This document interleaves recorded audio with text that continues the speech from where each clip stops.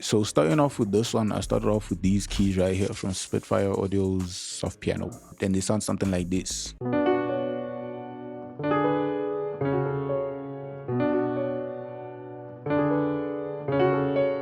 Now I'm gonna show you how to get that play, that strum, that so delay, right? So essentially what I had was my chord right here. As you can see, I had a B minor, right? This is a B minor, right? And then if you go on, it becomes a seventh, minor seventh. And then if you add another one, it comes a minor ninth.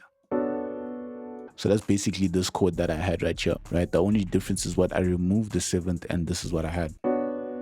That's what I started with, right? Now to get that strum right there, I just highlight everything and then you tap this little wrench tool right here, right? And then you say strum, right? So it will look something like this. So the further you strum it, the longer your strum is gonna be essentially. So it can be something, as you can see, let's say I leave it like that, okay?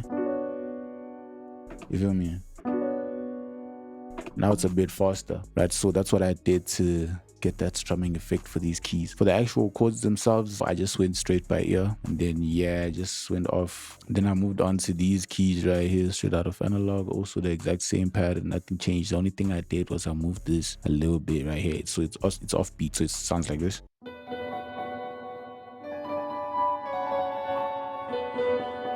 Right. Why does it sound like that? Because on the mixing for that, I have a Tone Flex on it, right? Tone Flex is a plugin by Kavi for special effects for basically all your instruments, right? There we go. And this is the preset I have in it in Tone Flex. I also have a reverb on it. These were the settings, and I have a delay. For the first piano, all I have is the RC20 retro color right here, and these are the settings that I have for it with the low cut right there, right? So it sounds like that because of those effects, and together this is how they sound.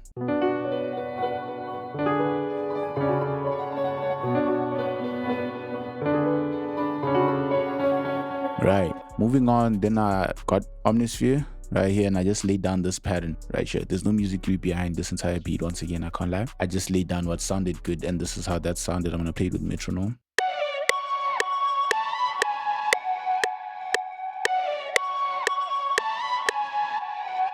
Now it sounds crazy and you're like, wait, what is playing? But it's not playing on what I see with my eyes, you know, at the time. Yeah, because on the mix for this, I also have, again, Tone Flex, and this is the preset I have, Twister. So like it messes up the sound basically and plays it like very weirdly. You know what I'm saying? I also have a reverb on it. These are the settings. I mean, without effects, this is how it sounds.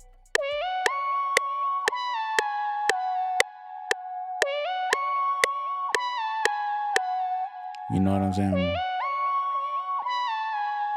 That's not bad, but I wanted something weird. So now these effects, you know. And then I got Omnisphere once again. And for this one, we have this pattern, the exact same pattern that we had at the second piano. The one that was an octave above. This one is 2 octaves above now, and it sounds like this.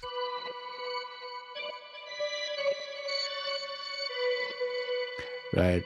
And as you can see, for this one, we basically have the same mix that we had for that other one. Twister again, reverb, and some delay. The only difference is some of the settings in delay, reverb, as well as the cuts right here at the bottom, right here. So yeah, that's really all I had for the melodic elements in this. And then we moved on to the drums, the 808s, the drums. I started with the 808s right here.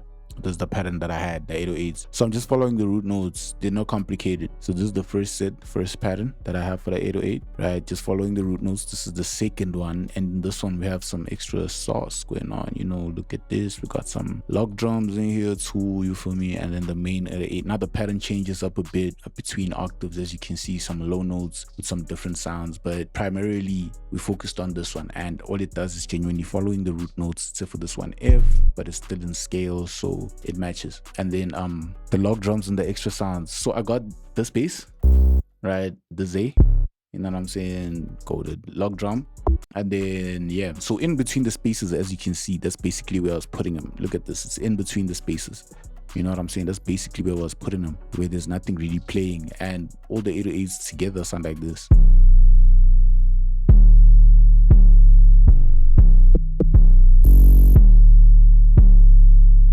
You feel me? So now there's that bounce, there's that something for a B section. So the 808s included with the plugins, this is how that sounds, and this is what I had.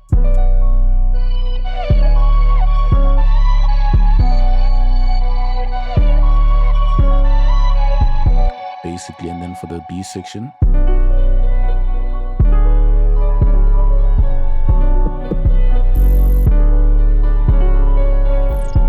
that's basically what I had, right? Ended up swapping out where things play, so the 808 gets more active where there's less playing, and then I ended up making the less active 808 a third pattern, by the way, the one that comes when there's more playing in the instrumental, you know what I'm saying, with the sounds. And as you can see with this 808, the only thing that has changed is just this offbeat hit right here and down there. That's really it. So that's what I was rocking with. Now we're going on to the claps. So nothing complicated, just as usual, 3 and 7, you know, 1, 2, 3, 4, 5, 6, 7, you know what I'm saying, typical, the usual. But there's a shift on the second part where the 808 gets a bit more active, right? So does the clap. This sounds more so like a snare to me. I'm gonna call it a snare clap because it sounds like both, they layered. So yeah, the snare clap gets a bit more active, right? And this is the pattern that we now got.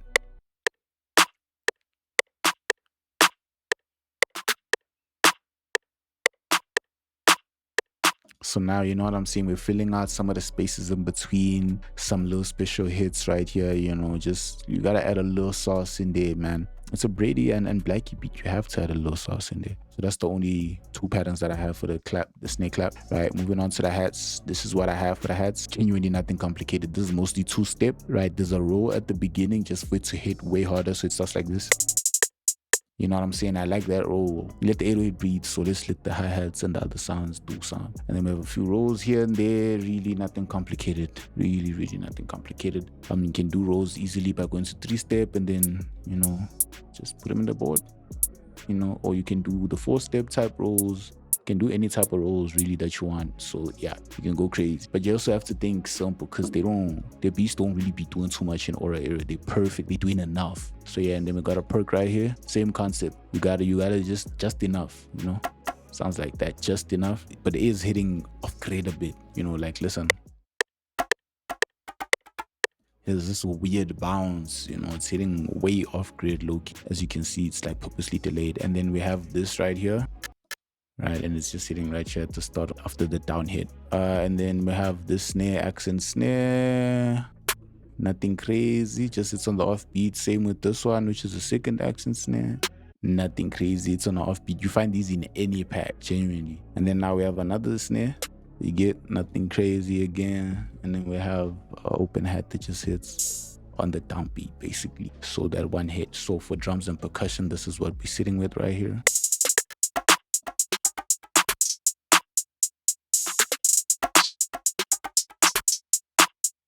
You see, like, it's perfect, it's consistent, it can play throughout the beat without it getting really too annoying, especially with what's going on with the 808 changes and the changes of the clap, the snare clap, right? And as well as the melodies up there. So now everything together was sitting out like this.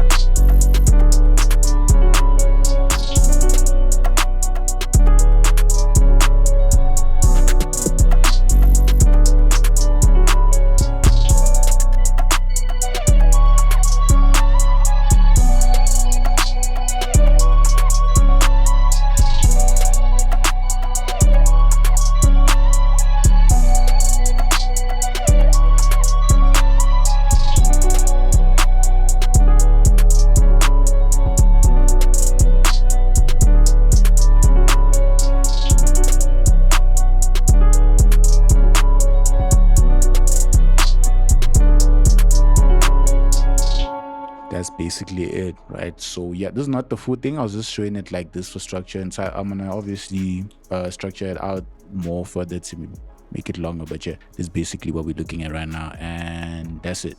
I'm out.